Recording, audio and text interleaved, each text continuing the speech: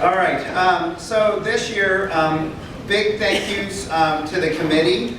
We had several new people on the committee, so thank you to the new members. I'd also like to recognize the 2 administrators who serve on the committee, because all the faculty members are actually volunteers who serve on the committee, but the 2 administrators, the 2 deans or associate deans who serve, are actually compelled to be on the committee, so they have no choice as it goes, and they're on a rotational basis, and our 2 deans this year are both leaving us. So I want to recognize Lois Lundgren and Ron Geary for their service, because they really didn't have any choice. So, thank you, guys.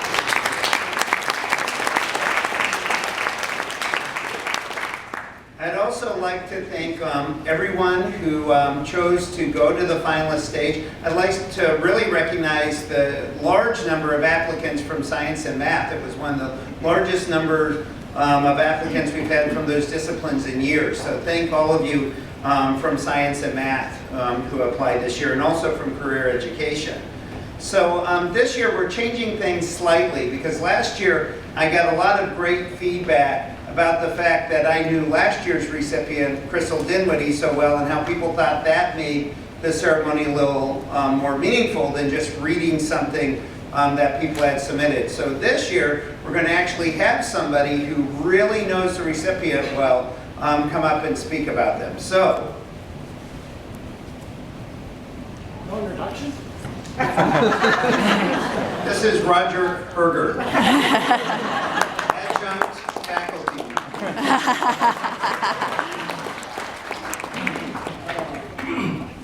Well, thanks, Martin. I can't believe that this day is finally here, because for the last 29 days I have been dying with this news. After the committee met and made their decision later that afternoon, Martin gives me a call to get the spouse's contact information. And of course, he said, you got to keep it secret, and I was like, no problem. But man, it was really hard. Even this morning, at breakfast, Dina starts this conversation about faculty of the year. Now, I wonder who's going to win this year. And did this person get nominated for math? And this person's going over names like, I don't know, not sure. But I really could not be happier for this year's winner, just because I know how much it means to them. It means a lot to everyone who wins. But I mean, this person's been nominated 12 times in 13 years. They're like the Susan Lucci of RVC.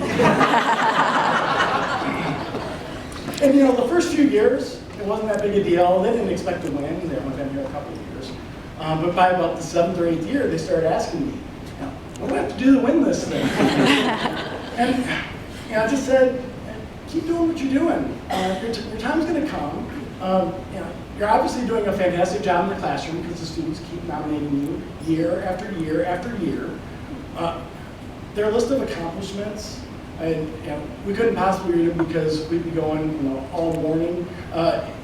It's like 2 or 3 people when you look at all the college service, the community service, the professional organizations they're involved in. It's amazing. I just told them that they have to be patient and persistent, and today is when that's going to pay off. Now, there's one thing that I think this recipient maybe wanted a little bit more than this award they're going to get today. And that's been to receive a doctoral degree.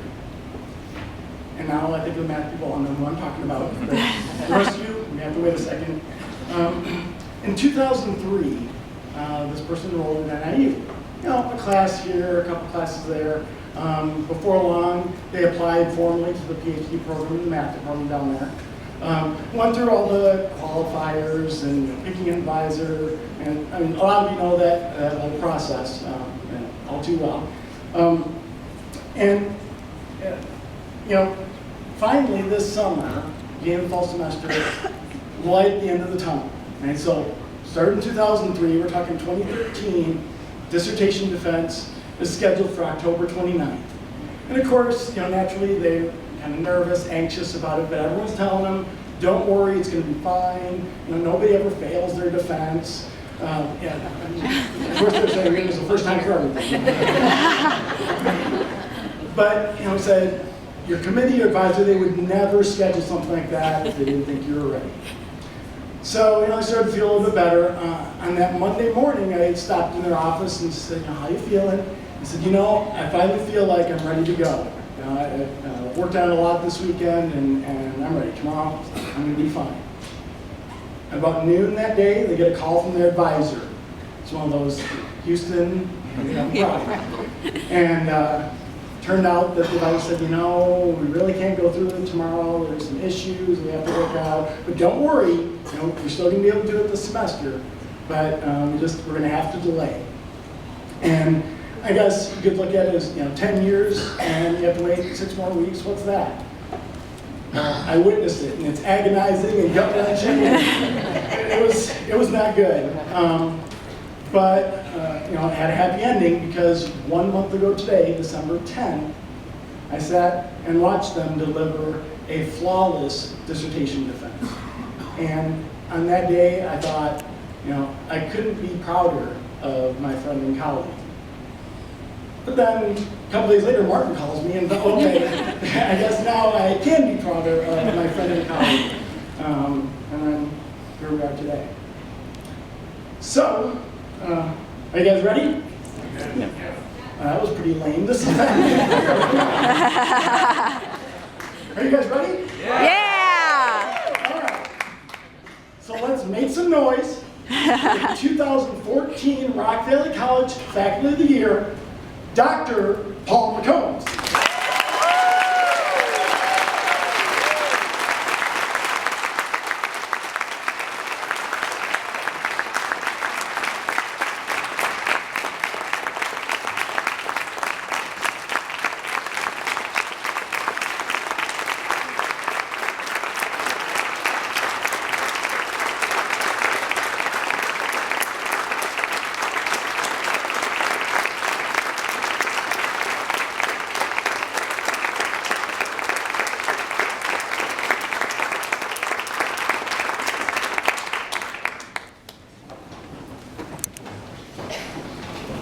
It's always my honor to be a part of this ceremony. I was hoping that we wouldn't have tears this year because as soon as I see tears, I'm sorry. But it truly is an honor to be a part of this ceremony and a part of being with all of you here and a part of this fine institution. Education and teaching is truly a noble profession, and I'm honored to be a part of this fine institution and to work with everyone, whether you're in the classroom or outside, because we truly do amazing things here. So I want to thank each and every one of you for what you all do each and every day to make a difference here for our students, our college, and our community. I'd also like to just publicly shout out a thank you in general to the donors to the foundation. I don't get to do that too often, and if you really think about it, it's individuals who take from their personal treasures to support our mission so that we can bring resources into your classrooms and for our students. And on behalf of them and the Foundation Board of Directors, my staff, myself, I want to congratulate and thank you for all you do, Dr. McCombs, and congratulations on this outstanding award.